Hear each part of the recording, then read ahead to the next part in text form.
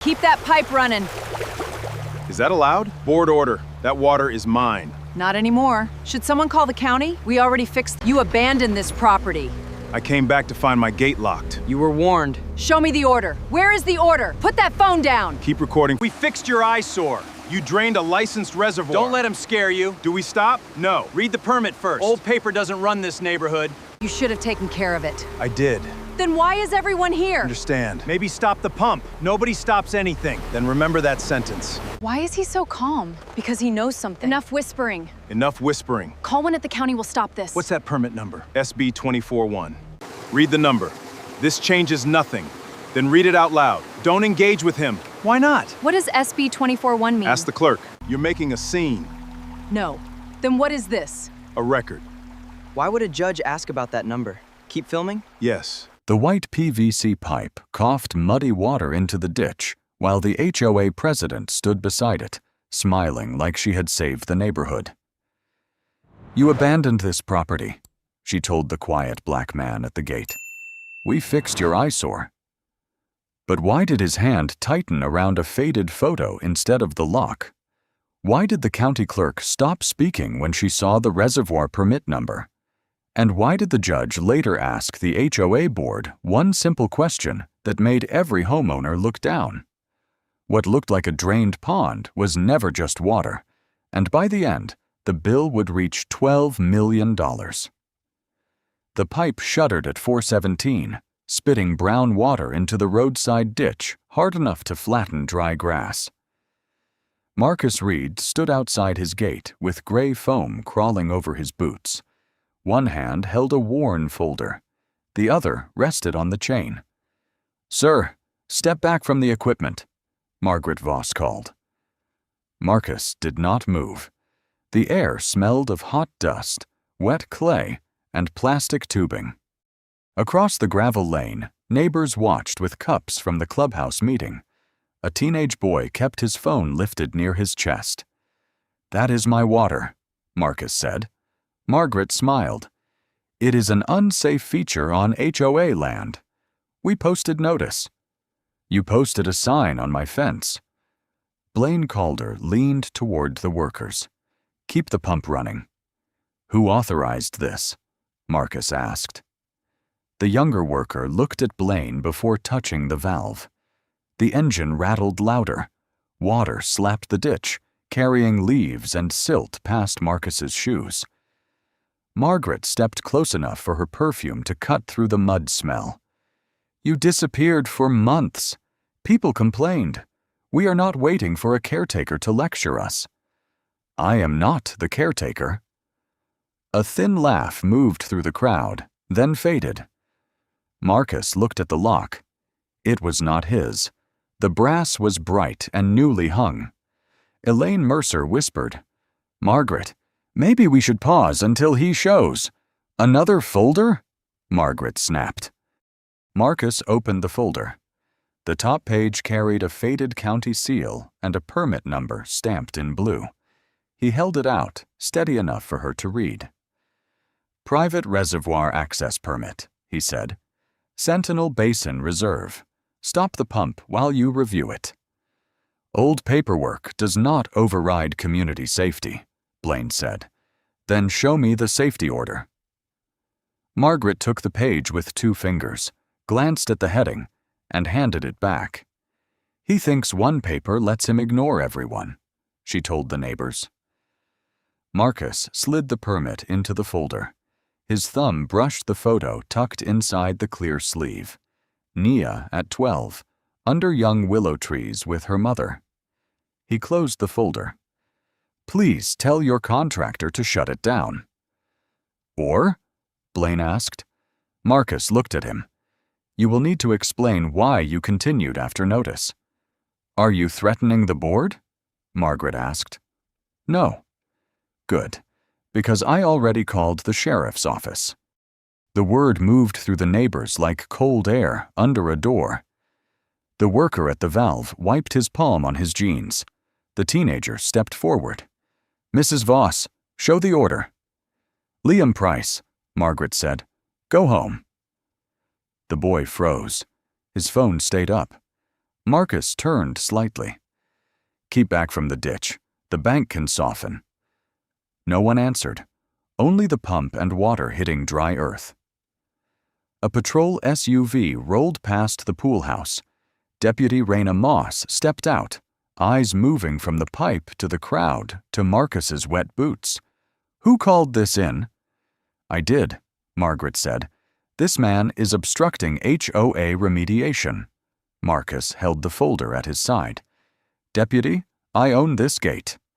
Raina looked at the chain, then at the new lock. Then why is their lock on it? Marcus had no quick answer.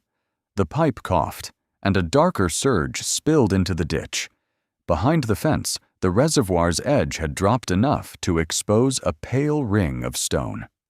At 6:42 a.m., the hospital vending machine dropped Marcus Reed's coffee. He carried it back to the fourth-floor window, where Nia sat with a blanket over her knees. You taste it first, she said. It came from a machine that has been angry since 1998. That means no? That means I respect my tongue. She smiled, but it faded fast.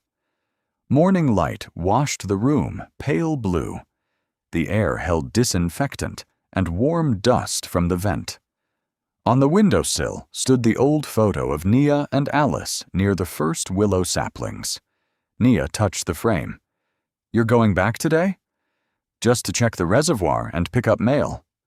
Dad, if the HOA people start again, let the lawyer answer. I'll read the letters first. That is not the same thing. No. A nurse passed with squeaking shoes. Nia watched him fold the appointment sheet into his folder behind the clear sleeve that held her photo. You still carry that? Your mother hated when I forgot things. She hated when you pretended you were fine. Marcus looked at the mountains. I'll call before dark. By 9:18, his old pickup rolled into Ironwood Ridge with a dry rattle under the hood. Sprinklers clicked over perfect lawns, silver arcs flashing in air that smelled of cut grass and cedar mulch. At the mailbox cluster, Tessa Holt balanced grocery bags against her hip, her green scarf tied too neatly. You're the reservoir man, right? Marcus Reed. I mean, the caretaker. No, ma'am. I own the land behind the north fence. Oh, Margaret said the owner was out of state. I was at the hospital. A thick packet with the HOA crest sat in his box. The paper felt hot from the metal. Tessa glanced at the red stamped words. Final compliance? Marcus slid the mail under his arm. Looks that way. She keeps things nice, Tessa said. Marcus gave one nod. Nice is not the same as lawful. The sprinkler ticked, ticked, ticked, turning toward the curb. At 10:06, he reached the service road. Gravel showed fresh tire tracks, wider than his pickup. His chain should have hung dull and dark around the gatepost, but a new brass lock flashed in the sun. Marcus stepped out slowly. The metal was warm under his hand. He checked the latch, the hinge, the place where his old lock should have rested. Morning, Elaine Mercer called from her porch. At 72, she moved carefully in a straw hat. Elaine, Marcus said, did you see who put this on? HOA truck before breakfast. Mrs. Voss was with them. She looked at the lock. I thought you knew. I did not. She said it was emergency access. To my gate? Elaine's mouth tightened. I should have called. Marcus opened the folder on his hood. Wind lifted the hospital sheet, and the corner of Nia's photo showed under the plastic. Elaine saw it and looked away. Your girl still in Denver? Yes. I'm sorry. She is waiting. He pressed the folder closed. His phone buzzed. Unknown number. A photo loaded in rough squares. A yellow notice zip-tied to his fence, stamped unsafe water feature. Beneath it came a line from Margaret Voss. Board meeting moved up. Remediation begins today. Marcus looked beyond the locked gate. Far past the trees, something metallic knocked once, then again, like a pipe being unloaded. The second knock came from the clubhouse lot. Marcus walked from the locked gate toward blue umbrellas around the pool. Sun glared on still water. Chlorine mixed with mulch and hot concrete. Behind the fence, men unloaded pipe. "Excuse me," Marcus said. The taller man turned. "Doug Finch? Board told us to stage here." "For what job?" Doug glanced at the pool deck. "Ask the president." Margaret Voss stood beside a folding table with forms. Blaine Calder leaned against the lifeguard chair, watch flashing as he counted names. Margaret lifted her chin.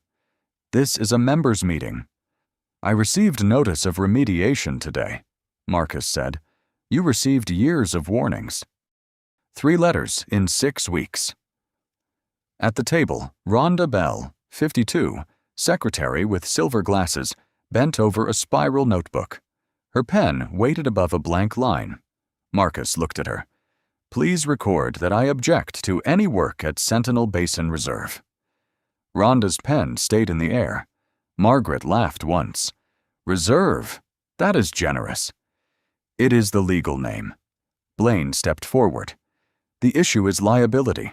Standing water, broken fencing, abandoned maintenance."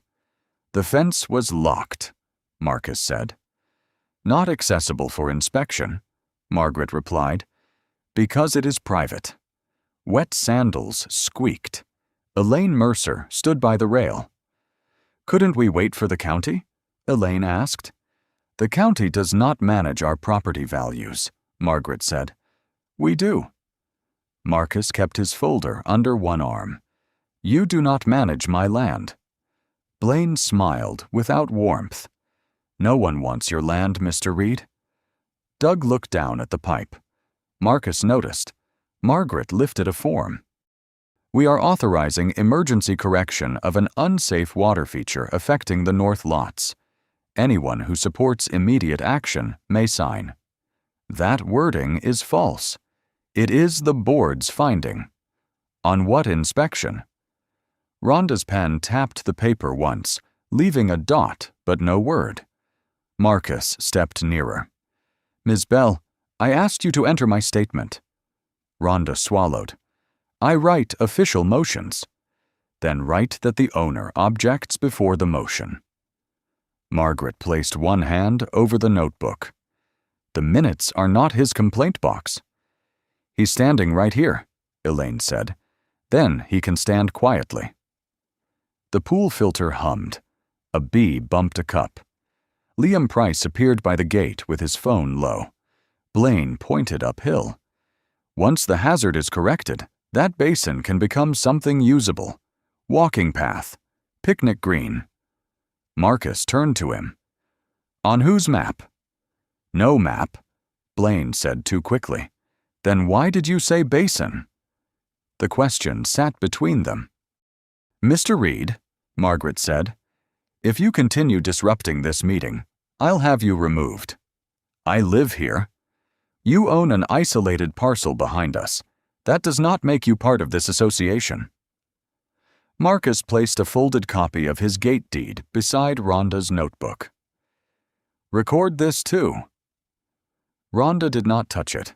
Margaret pushed the deed back with 2 fingers. It slid across the damp table and stopped half over empty air. Marcus caught it before it fell. Doug's phone buzzed. "Crew can move pumps now." Blaine nodded. Rhonda finally wrote in the notebook. Marcus leaned just enough to see the words. Member comments concluded.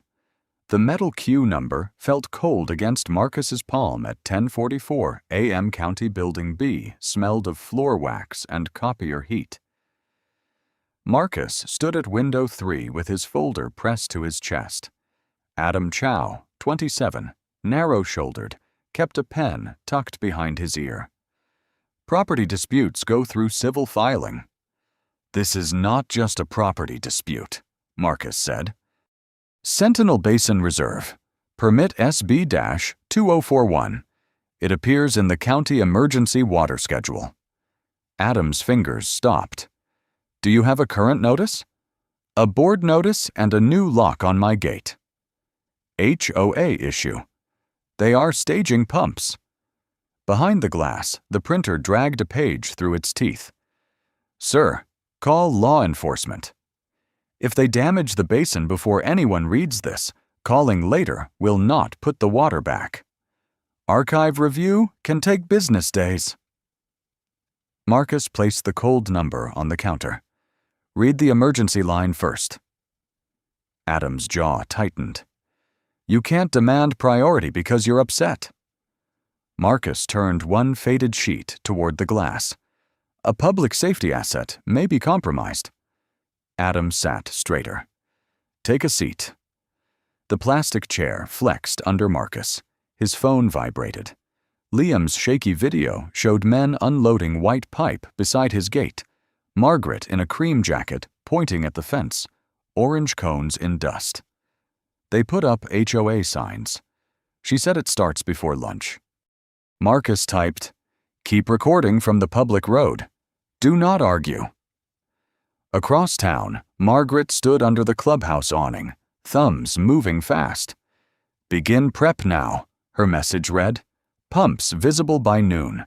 Do not wait for him to find a lawyer." Blaine read over her shoulder. "Once equipment is in place, he'll look unreasonable stopping it." Doug Finch lifted a clipboard. "Notices on the gate or stakes?" "Both." "County sign-off?" "We are the sign-off." At Building B, Adam returned with Carmen Rose, the archive supervisor, gray cardigan buttoned wrong, red ink on her thumb. "Where did you get this copy?" she asked. "Closing file. There's a reference in the old disaster annex, but the digital record is incomplete. Call Water Resources." "It's Friday," Adam said. "They close early." Then the fire coordinator. "Samuel Ivers is on inspection," Carmen said. Marcus opened Liam's next video. A yellow board leaned against his fence. Unsafe water feature. "That's not a county placard," Carmen said. "No, it is meant to look like one." A uniformed deputy entered the lobby.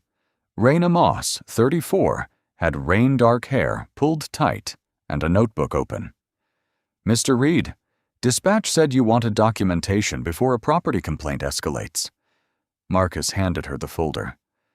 "I asked someone to read this before they drain it." Raina scanned the page, then the video. Her thumb paused over the permit number.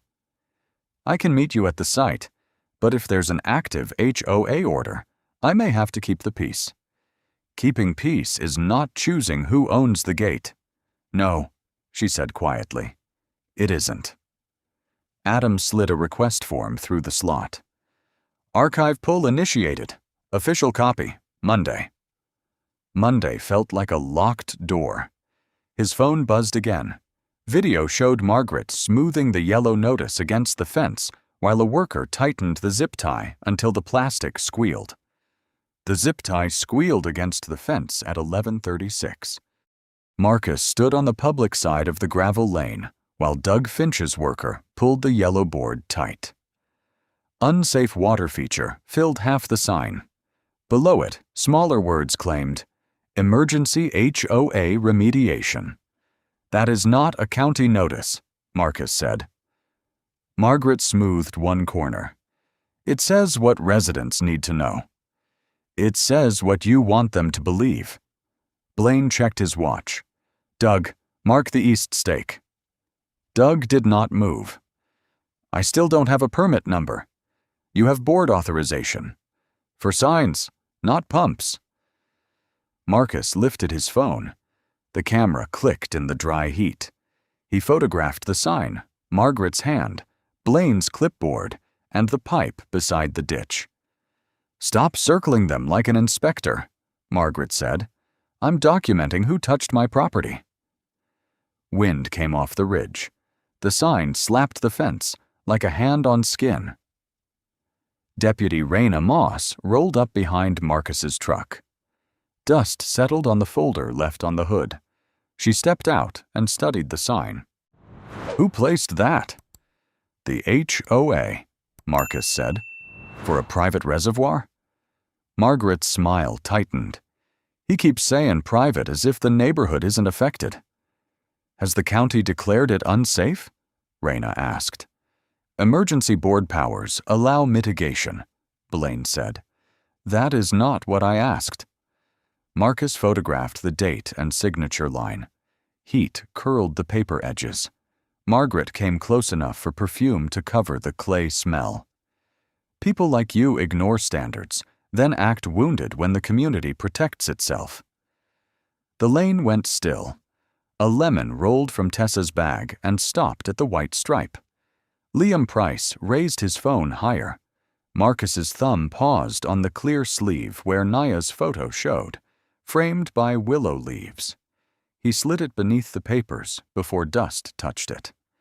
"Mrs. Voss," Raina said, "choose your words carefully." "I chose them exactly." Marcus looked at the yellow board. "It became personal when you locked my gate." Doug cleared his throat. "I'm not starting pumps until I see something official." Blaine's jaw shifted. "We discussed your rate." "And I discussed my license." Margaret snapped toward Rhonda Bell, who hurried up with a blue folder. "Show him the resolution." The metal clips chattered. Doug read the first page. "This authorizes visual inspection and temporary hazard marking." "It includes correction," Blaine said. Doug pointed. "Not on this page." "Then the appendix." "There is no appendix." Raina took the sheet. "Mr. Reed, proof of ownership?" Marcus handed her the deed copy and old permit. "Yes," Margaret laughed softly. "A caretaker with a museum of paperwork." Elaine stepped off her porch. "Margaret, that was unnecessary." "You wanted action." "I wanted clarity." Marcus steadied the sign for one close photograph of the zip tie biting into the metal mesh. "Why leave it?" Raina asked. "I want the record to show how long it stayed after notice." Blaine folded his arms. "That sounds prepared." Marcus put the phone away. "It sounds tired." Then Margaret's phone chimed. She angled the screen away and said to Doug, "The pump truck is 5 minutes out." At the end of the lane, an engine turned onto the hill. The pump truck climbed the hill with hazard lights blinking against the pale road. Marcus watched it stop by his fence. The diesel engine coughed, deep and uneven. Tessa stepped back with her grocery bag open. On the hood of Marcus's pickup, his phone vibrated beside a damp ring from a water bottle and a brown splash from the ditch. "Nia." He answered before the second buzz. "Hey. Why is there machinery in Liam's video? You're supposed to be resting. You're supposed to be honest." Margaret pointed toward the ditch. Blaine leaned over Doug Finch's clipboard. "Nia, listen to me." "No. Don't stand there alone because Mom would have stood there." Marcus looked at the yellow sign snapping on the fence. "I'm not alone." Behind him, Deputy Moss said, "Mr. Calder, no hoses cross that gate until I verify the order." Blaine's voice sharpened. "Deputy, this is civil." Marcus lowered his own. "I love you." The line stayed open long enough for him to hear the hospital beep. "Don't lose the house over water," she said. His thumb found the clear sleeve in his folder, the one with Nia under the willows. It was never just water. When the call ended, he tried county engineering. Voicemail. Fire coordination. Voicemail. The state after-hours line gave music that sounded wrong in the dry heat. He set the phone on the pickup hood. It buzzed each time he tried again, knocking against warm metal beside the muddy stain. "County Engineering. This is Marcus Reed at Sentinel Basin Reserve. Emergency interference with a licensed reservoir is underway." Deputy Moss watched him. "No one picked up?" "Not yet." Margaret crossed the lane. How many offices need to ignore you before you accept reality? A voicemail is not a ruling. It is a sign that nobody considers your pond urgent. Doug stood by the truck, cap in hand. Mrs. Voss, I need written hold harmless before we start without county confirmation. Blaine's smile vanished. You're insured. For drainage jobs, Doug said, not disputed water infrastructure. Tessa looked at the sign, then at the new lock. Elaine touched Liam's shoulder near the curb. Keep every clip. Even the boring parts? Especially those. Margaret turned. Recording minors without consent is reckless. He is recording adults on a public lane, Raina said. At 12:08, the first hose uncoiled from the truck. Rubber slapped gravel. Dust jumped into the heat. Doug had not moved. One of Blaine's men had pulled it loose. Stop, Doug barked. That's my equipment. Blaine lifted both hands. Relax. We're positioning. Raina stepped between the hose and the gate. Roadside only. What's in front of you is a hazard, Margaret said. What's in front of me, Raina answered, is no permit number for active pumping. Marcus's phone vibrated again on the hood. Everyone heard it. He picked up. Marcus Reed. Mr. Reed, this is Adam Chow. Archive can't certify today, but my supervisor found your permit referenced in the disaster annex. I'm not authorized to order anyone. If the intake structure is altered before Monday, the record may become very hard to fix. I heard you, Marcus said. The call ended. A smear of muddy water slid down the phone glass and stopped across Nia's name. The smear across Nia's name dried before Marcus could wipe it clean. A metallic crack came from the service gate. Everyone turned. One of Blaine's men stood with bolt cutters lowered, the cut chain hanging from the post. The new brass lock was bright. Marcus's old chain was not. Who told you to cut that? Deputy Moss said. I was told access was authorized. Marcus walked past the hose. Gravel ground under his boots. Behind the open gate, the road dipped toward Sentinel Basin, and the smell changed from dust to exposed mud. No one goes in, Raina ordered. Margaret lifted her folder. Emergency correction requires access. You just made access, Marcus said. Blaine stepped in. Don't dramatize a chain. Marcus picked up one severed link, the metal bit cold into his palm. At the basin edge, the water line had fallen below the lower stone shelf. Pale rocks showed in a raw ring. A heron lifted from the far side and vanished.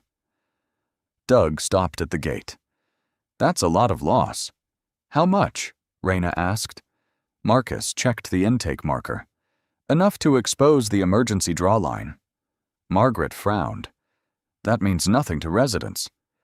It means this was not a backyard pond. The pump revved. Water coughed through the pipe. Elaine covered her mouth. Tessa's bag split, and lemons rolled into dust. Deputy Moss held out her hand. Mr. Reed, papers again. Marcus opened the folder on her SUV hood. Wind crossed the lane and lifted the permit, deed, and maintenance map. The pages fluttered against the black paint until he caught them. Margaret leaned closer. This man is interfering with contractors. He is the owner of record on the paper in front of me. Unverified paper. Raina pressed the permit down. Then everyone pauses. Blaine shook his head. Pausing leaves the site half-corrected. Doug said, I'm already paused. The board directs this work, Margaret snapped. Raina's radio hissed. Dispatch asked for status. She looked at Marcus, the open gate, then the neighbors edging closer. To keep this from escalating, she said, I need Mr. Reed to step off the work area while I sort authority. Marcus's hand stayed on the pages. This is my property. I understand. Then don't ask me to leave it. Her answer came slower. I'm asking you to move to the road. Liam whispered, That's not right. Elaine touched his sleeve. Marcus gathered the papers. One corner of the permit folded under his thumb. He smoothed it carefully. If I step back, he said, will you turn the pump off?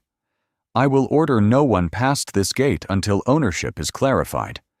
The water is leaving while you clarify. Raina looked toward the ditch. The sound filled the pause. I know, she said. Marcus walked backward through the gate, not turning from the basin until his boots touched gravel. Margaret moved to follow, but Raina blocked her. Board members stay out too. You cannot lock us out of our own remediation, Margaret said. I can keep everyone from making this worse. Blaine stepped away to take a call, shielding his screen. Marcus saw 3 words before Blaine turned, after drainage valuation. Wind caught the maintenance map. It slid across the paint and landed face down in the dust beside the cut chain. The maintenance map stayed in the dust until Marcus picked it up with 2 fingers. By 9:47 p.m., the lane was empty. Deputy Moss had sealed the gate after stopping the work, but the ditch had run dark for another hour. Crickets scratched in the grass.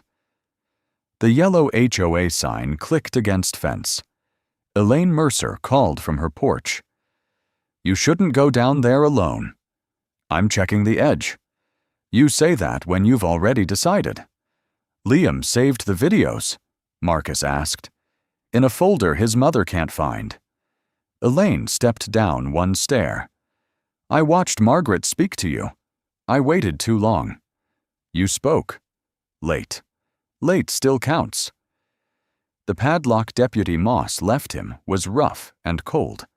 Inside the gate, mud pulled at his boots. The reservoir was no longer a black mirror, only a broken oval below the bank. His flashlight found pale stones where water had been that morning. Willow branches leaned over empty air. Marcus stopped by the first tree. Hey, Alice, he said. His phone lit with Naya's text. Are you home? At Basin. Safe. Call you after. The beam trembled across a damp band on the stones, thin and shining, like the mark left after a ring comes off. He touched the mud, and cold slid under his nail. His lawyer's number was 2 taps away. He opened the contact, stared, then closed it. A threat tonight would not lift the water. It would only teach them to hide. Instead, he opened saved messages. Alice's voice crackled through the speaker. If you're standing out there measuring water at midnight, come inside. Marcus sat on a dry rock, its top warm from the day, underside cold. I know you, Mark, the old message continued. Don't make this reservoir a monument. Water is supposed to save people, not prove you were right. Nia called before the message ended. You didn't answer, she said. I'm answering. Are you in the mud? A little. Dad, I found your mother's willow line. Can the trees survive? If the level comes back soon. And if it doesn't? He looked at the exposed ring. Then I plant again. You always say that after something breaks. Because it's usually true. No, because it keeps you from saying it hurt. The flashlight dimmed. He tightened his grip until the beam steadied. At 10:12 p.m., across Ironwood Ridge, Blaine Calder sat in his kitchen with only his laptop glowing. HOA invoices lay beside a bowl of oranges. He opened a private email to Margaret. Subject: After drainage valuation. Once basin is declared non-functional, north parcel options improve. We should obtain preliminary assessment before Reed complicates title narrative. He deleted my buyers and wrote interested parties. Margaret replied, Is this discoverable? Blaine typed, Not if we keep it informal. Back at the basin, Marcus replayed Alice's last line once. Water is supposed to save people. He placed Nia's photo on the dry rock beside the wet mark. In the picture, Alice laughed with one hand on a willow stake, Nia's fingers holding twine. "I'm trying," Marcus whispered. A branch scraped through air where water should have moved it. Then his phone buzzed. Unknown number. One attachment. It was a screenshot of Blaine's email, sent by someone who had not meant to stay silent anymore. The screenshot lit Marcus's hand at 10:19 p.m. Blaine's words filled the cracked glass. Once basin is declared non-functional, north parcel options improve. Cold mud clung to Marcus's boots. The exposed stone ring shone under his flashlight like bone. He saved the image, then sent one line back. Who owns Ridgeview Development? At the county archive the next morning, Adam Chow arrived before the doors opened, shirt half tucked. Carmen Rose was already at scanner. "You look like you slept here," she said. "I kept seeing that permit number." He pulled the SB-2041 card from its sleeve. Under the scanner lamp, a red archive stamp appeared. Then the words, "Emergency Supply Reservoir, Sentinel Basin Reserve." Adam stopped moving. Carmen leaned closer. "Read the cross-reference. County Fire Annex, Dry Season Response Schedule, Private Maintained Reserve, Public Emergency Access by Agreement." He looked at her. "Not an ornamental pond." "No," Carmen said, "and somebody let an HOA put a hazard sign on it." At 7:51 a.m., Marcus stood by the basin with a thermos he had not opened. The water sat low below the pale stone ring. His phone rang. "Marcus Reed." "Mr. Reed, it's Adam Chow. We located SB-2041. Marcus turned from the bank. "Say that again." "The record names Sentinel Basin as an emergency supply reservoir. Email me the scan." "I can't release uncertified images." "Then describe what you see." Adam lowered his voice. "Fire Annex, Emergency Access Agreement, Intake Protection Requirements. If they drained below the draw line, this is bigger than an HOA violation." Marcus closed his eyes. "Thank you for reading it." "I should have read it yesterday." "You read it today." Across Ironwood Ridge, Liam Price sat at his kitchen table. "You're not posting fights online," his mother said. "It's not a fight. It's proof." "Adults will make it ugly." "They already did." He trimmed the video to 31 seconds. No children's faces, no insults.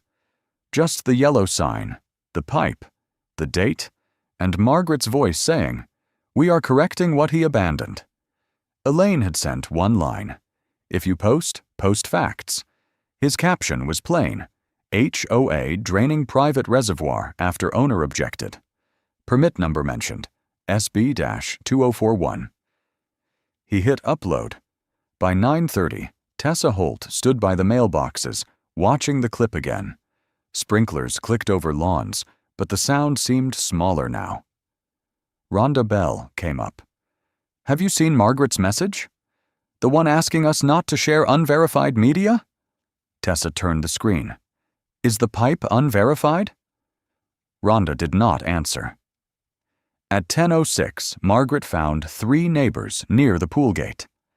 "This is why boards cannot be run by teenagers," she said. Elaine stepped from the shade. "Then release the order." "There are legal channels." "You had public words yesterday." Margaret's mouth tightened. "Mrs. Mercer, I hope you understand liability." "I am beginning to." Marcus received Adam's email at 10:22. No attachment, only confirmation that the record existed and had been escalated. Beneath it, another message arrived. Ridgeview lists Blaine Calder's brother as manager. Then Water Resources called, and a woman said, "Mr. Reed, do not let anyone touch the intake structure until we arrive." "Say that again," Marcus said. The woman on the phone did not rush. Traffic hissed behind her. "This is Lauren Briggs, Water Resources Compliance. I'm sending a field notice now. Sentinel Basin is on the state emergency inventory. No private party should alter the intake or bank grade." Marcus looked at the exposed stones. Morning light lay flat on the lowered water. "They already drained below the lower shelf." "We will document that. Is the gate secured?" "Yes." "Do not confront them alone." He almost smiled. "They prefer an audience." At 10:41, the email arrived with a blue state seal at the top. Marcus printed it at the library. The page slid out warm, smelling of toner and dust. When he lifted it, the seal left a raised circle under his thumb. The librarian glanced at the heading. "Need another copy?" 3. Something important? Something they should have asked about yesterday. By noon, he stood outside the Ironwood Ridge clubhouse. Margaret Voss was inside with Blaine Calder, Rhonda Bell, and 6 homeowners. Through the glass, he saw untouched cups. Elaine opened the side door. "Are you sure you want to go in there?" "No." "That's an honest answer." He stepped into air chilled by the vents. Lemon cleaner stung over old carpet. Margaret's face tightened when she saw the paper. "This meeting is for members." "Then I'll be brief." Blaine looked at the seal. "Another souvenir?" Marcus placed the letter on the table. Water Resources issued a hold notice. Stop all work, restore access control, preserve pump logs, and keep every message related to Sentinel Basin. Margaret did not touch it. "That sounds like your interpretation." "Call the number." Rhonda leaned forward. "Margaret, that is a state letter. It is an email printout." Marcus played Lauren's voicemail on speaker. "Any further alteration may affect emergency response capacity and trigger formal enforcement review." The final click sounded too loud. Blaine pushed back his chair. "We need counsel before responding." "We need to stop the pump company," Rhonda said. "They are already stopped," Marcus replied. "Remove your notice, return the cut chain, release a correction, and let inspectors measure the damage." Margaret's lips parted, then closed. "You expect me to apologize publicly?" "I expect you to stop privately before the public record does it for you." One homeowner murmured, "That seems reasonable." Blaine turned on him. "Reasonable? He is building a case." Marcus slid the second copy toward Blaine. "The case began when you wrote after drainage valuation." Blaine's hand froze above the paper. Margaret stared at him. "What does that mean?" "Nothing relevant." "Who sent him that?" "Margaret, don't." Marcus gathered his folder. "I came here before filing for emergency relief." "Is that a threat?" she said, softer now. "It is a clock." Outside, Liam's bicycle leaned against the wall, front wheel spinning. "My mom says the video has 20,000 views," Liam whispered. Marcus looked back through the glass. Blaine bent close to Margaret, speaking fast. Rhonda held the state letter with both hands. The blue seal flexed under her thumb. Then Margaret lifted her phone. "Get Grant Sloan on the line, now." The microphone clicked at 9:02 a.m., and every chair in the county hearing room stopped moving. Marcus sat at the left table with his folder squared to the edge. The room smelled of old varnish, wet coats, and coffee. Across the aisle, Margaret Voss worked a pearl button until it slipped from her fingers. Judge Evelyn Hart, 63, looked over her glasses. "Emergency review, Sentinel Basin Reserve." Grant Sloan, 51, the HOA attorney, rose. "The association acted in good faith. The site appeared abandoned. Residents had safety concerns." "Appeared abandoned to whom?" the judge asked. "To the board." Marcus watched Rhonda Bell lower her eyes. Lauren Briggs sat behind him with a state binder. Liam sat beside Elaine, phone off, hands around it. "Play video," Judge Hart said. The screen showed the yellow notice on Marcus's fence. Margaret's voice filled the room. "We are correcting what he abandoned." On the video, Marcus said, "Show me the safety order."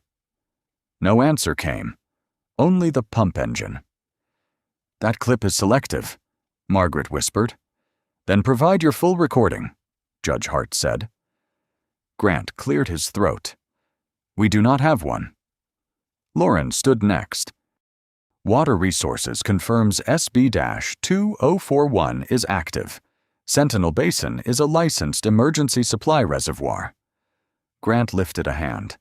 "A private feature can still affect neighbors." "A private reservoir can be regulated," Lauren said. "It cannot be drained by an HOA vote." The judge's pen stopped. Adam's first sentence cracked. "I told Mr. Reed archive review could take business days." "No one asked for self-criticism," Grant said. Judge Hart looked at him. "I did." Adam swallowed. "When he gave the permit number, I should have escalated."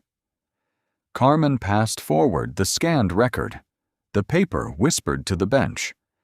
At 9:48, Liam's video played. The pipe coughed muddy water into the ditch. Blaine's voice, off camera, said, "Keep the pump running." Blaine leaned back. That was before clarification. Judge Hart asked, "Mr. Calder, what did you mean by after drainage valuation?" Grant stood. "We object. Unauthenticated correspondence." Marcus slid a header to Lauren. "It came from a board recipient. Full chain preserved." Margaret turned. "A board recipient?" Rhonda's face had gone colorless. The judge accepted the page. "Conditionally admitted. Related communications are to be produced." Blaine stared at the table. Then Judge Hart looked at Marcus. "Mr. Reed, a brief statement." The red light waited before him. Marcus pressed the folder flat. His thumb rested on the sleeve where Nia and Alice stood among willow stakes. "This basin was built after the 2004 Ridge fire," he said. "My wife and I planted the first willows because the bank kept breaking. Later, when I worked with the state, I helped write access terms for private reserves." Margaret lifted her head. "I did not keep it full because it looked nice," Marcus said. "I kept it full because dry seasons do not ask permission, because a house on a hill can burn as quickly as a barn below it." The room held still. "I asked them to stop. I gave them the page. They put it on a hood and let the water leave." The microphone clicked off. Even the rain against the windows seemed to wait. "Call Dr. Mason," Judge Hart said. A side door opened, letting in rain smell and hallway dust. Dr. Iris Mason, 49, stepped forward in a gray field coat, a silver braid pinned low. "Dr. Mason reviewed the basin measurements," Lauren said. Iris clipped the graph to the easel. The paper snapped.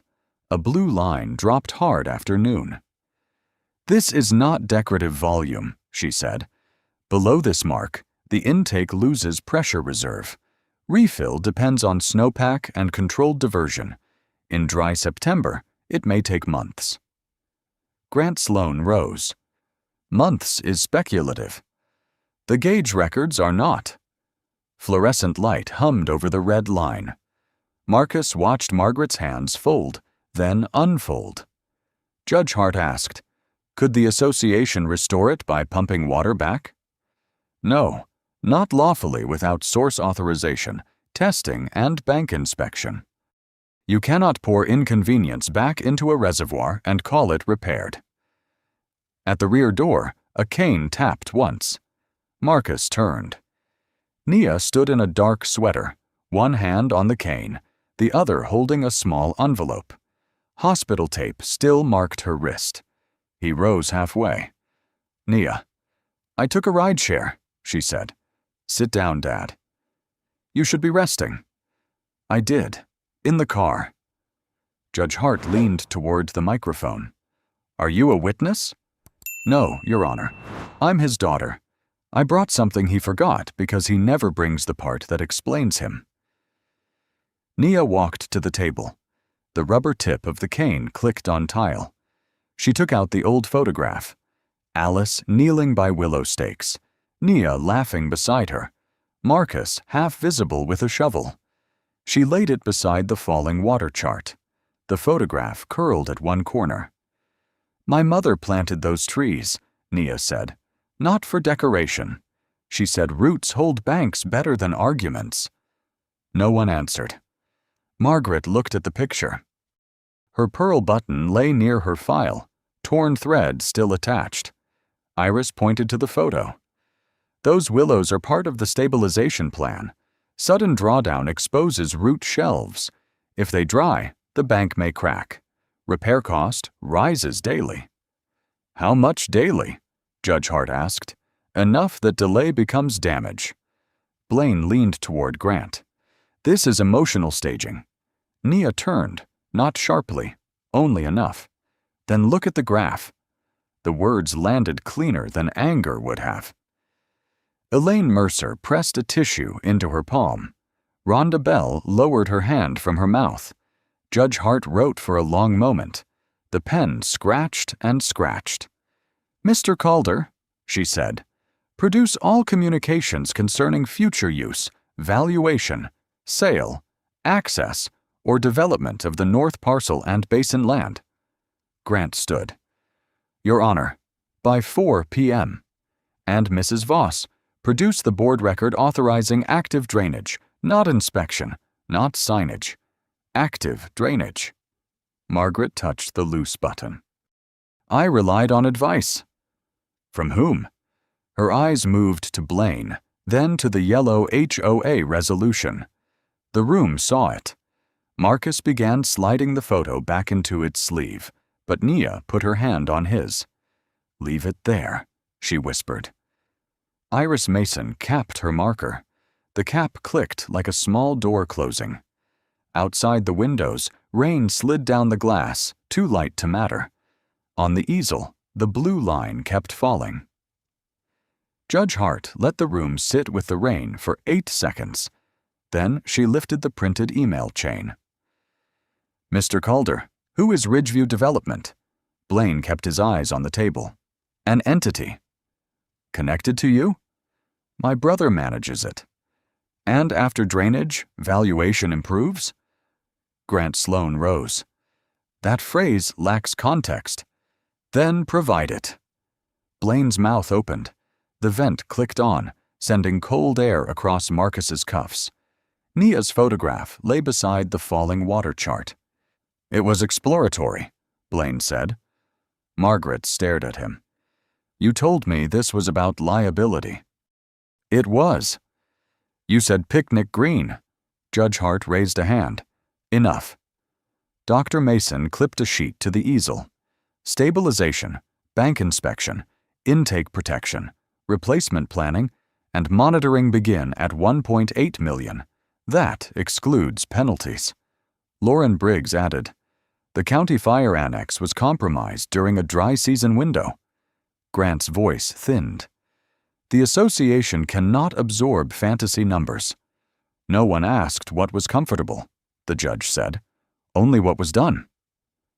Margaret whispered, I didn't know. Nia heard it. He asked you to read the page. Margaret's pearl button rolled from her folder and tapped the floor. Rhonda picked it up without meeting her eyes. Judge Hart read from the order. The association, Margaret Voss, and related parties are enjoined from further interference with Sentinel Basin Reserve. Contractors must preserve logs. Immediate access is restored to Mr. Reed. Blaine leaned toward Grant. What about damages? We are getting there. The pause lengthened. Judge Hart took up the gavel but did not strike. Based on unauthorized entry, negligent misrepresentation, drainage of protected reserve volume, restoration costs, monitoring, civil penalties, and compensatory exposure. The court enters interim damages and secured bond obligations totaling $12 million. No chair moved. Margaret's lips formed the number without sound. $12 million? Blaine said. The gavel came down after the pause. One clean sound. Nobody breathed over it. Judge Hart continued, Mr. Reed, I understand you may seek more. I want the basin restored, Marcus said. That will be ordered. And public oversight. Not another closed meeting where the loudest person touches what they do not understand. A murmur moved through the benches. Judge Hart looked at Lauren. Draft oversight terms with water resources and county fire coordination. Include resident notice and independent review before work near regulated water features. Yes, Your Honor. Outside, the hallway smelled of rain-wet wool. Liam stood by the fountain, phone tucked away. I didn't know it would get that big, he said. Marcus adjusted the folder. You recorded what happened? Elaine touched his sleeve. I should have stepped in sooner. You stepped in before the last page. Margaret sat with Rhonda beside her, but not close. Blaine spoke into his phone until Grant took it from his hand. Nia handed Marcus the photograph. Now can you come home? He looked at the rain on the glass. After I sign whatever makes sure they refill what they emptied. At the far end of the hall, Lauren was writing new terms on a yellow legal pad. At 7:15 a.m., the new metal sign lay face up on Marcus's kitchen table. Authorized emergency water reserve. No work without county review. Nia ran one finger over the raised letters. It looks too official for our old gate. Marcus set a screwdriver beside it. That is the point. You sound like you slept. I closed my eyes. That is not sleep. Marcus slid Alice's photograph into the clear sleeve, then paused when Nia lifted the sign. I can carry it. You don't have to. I know. At the clubhouse, folding chairs faced a blank projector screen. The air smelled of burnt coffee and new printer paper. Dinah Wells, 38, the county trainer, stood near the podium. Good morning, she said. Today is not a punishment seminar. It is a boundary seminar. Margaret Voss sat in the third row without her pearls. Rhonda Bell sat 2 seats away, taking notes. Dinah clicked to the first slide. An HOA may enforce covenants. It may not invent public authority. Blaine was not there. His empty chair carried a packet marked Special Review. A man in the back muttered, We trusted the board. Dinah turned. Trust is not a permit. Liam Price raised his hand. What if someone says it is an emergency? Then ask who declared it, where it is written, and what happens if they are wrong. Elaine Mercer looked down at her hands. And if you are afraid to ask? Then write it down, Dina said. Silence becomes part of the file, too. At 10:40, Marcus met Lauren Briggs, Dr. Iris Mason, and Deputy Moss at the north gate. The air was cool, and the drained bank smelled of clay and willow bark. A measuring staff stood in the shallow water. Lauren handed him a clipboard. Oversight terms, independent review before any work within 50 feet of the basin, public registry update, fire coordination notice, quarterly inspection. Marcus read every line. Raina touched the repaired chain. County lock stays paired with yours for emergency access. As written, Marcus said. Iris crouched near the bank. The willows are stressed, not gone. Nia breathed out. That is the nicest thing anyone has said all week. Marcus held the new sign against the post, while Nia steadied the bottom edge. The metal was cold. Her fingers shook once, then held. Higher? She asked. A little. Liam filmed from the public lane, phone at his chest. "No commentary," Marcus called. "I know," Liam said. "Facts only." When the first screw bit into wood, its sharp squeal crossed the quiet lane. Margaret, standing farther back, flinched as if someone had called her name. No one had. After the sign was fixed, Lauren read the public notice aloud. "All future work requires written approval." Rhonda stepped forward with the old yellow HOA notice folded in half. "I kept this because I should have entered your objection." Marcus looked at the plastic crease. "Why bring it now?" "So it is not hidden in my drawer." Raina took it for the record. Margaret stared at the gravel. At noon, the gate opened for the first public inspection. Neighbors walked in slowly, keeping to the marked path. Nia stayed beside Marcus near the first willow. Its thin branch bent down and touched the water once, making a ring that spread wider than anyone spoke. 3 months later, a willow touched the water again. Marcus noticed it at 6:28 a.m., while frost silvered the grass along the north gate. The reservoir had not become whole overnight. It had climbed by inches, through diversion, reports, and mornings when he measured the staff with a pencil instead of a prayer. Nia stood beside him in a wool hat, her cane planted in the mud. "That one made it," she said. Marcus watched the branch dip into the surface. A small ring widened. "Your mother would have argued with the others until they did too. She would have made you eat breakfast first." He slid the old photograph into the sleeve of his folder. This time it faced outward. That afternoon, the public report lay on every chair. Dates, missing approvals, and the cost of correcting them. Water resources assigned quarterly oversight. The county added Sentinel Basin to the registry. Every HOA work order near water now required independent review. Dinah Wells stood by the screen. "Authority must be proven before action, not after damage." Rhonda Bell read the new minutes policy aloud. "Resident objections will be recorded before any vote. Supporting documents will be attached, not summarized." Liam Price sat in the back row, phone face down. Elaine Mercer squeezed his shoulder when Dinah thanked residents who preserved facts. Margaret Voss entered late and sat alone near the aisle. She no longer held office. The HOA was under temporary supervision, and her settlement required training, restitution, and a written acknowledgement. She kept her eyes on the report until Marcus passed. "Mr. Reed," she said. He stopped. "I mailed the letter. I did not ask you to forgive me." "I received it." "That is all I wanted to say." Marcus nodded once. "Then let it stand there." Blaine Calder was not in the room. Ridgeview's documents had gone to a separate investigator, his HOA role had been terminated, and the hidden development proposal was withdrawn before public hearing. By spring, Nora King, 41, with cropped gray curls and a habit of tapping her pen twice before asking anything, arrived for the county's first open inspection day. She expected a statement. Marcus gave her a map.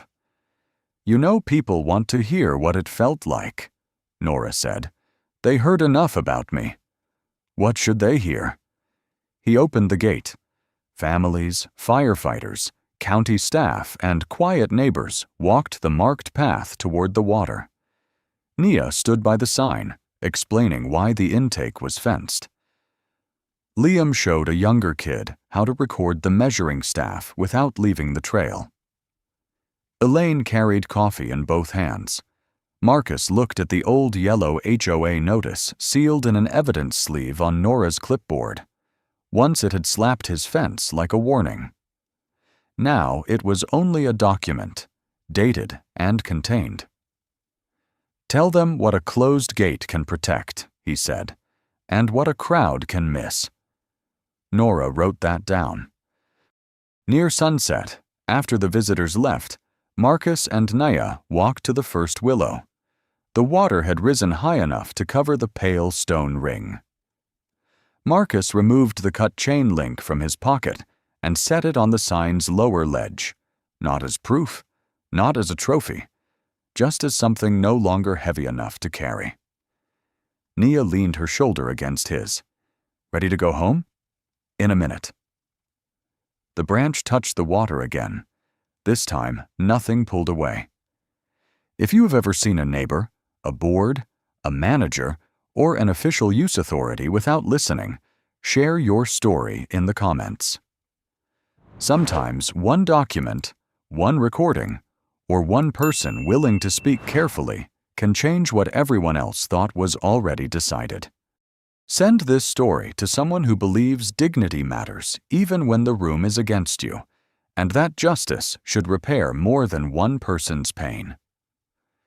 Subscribe for more stories about quiet resilience, fair consequences, and the kind of systemic change that begins when someone refuses to disappear.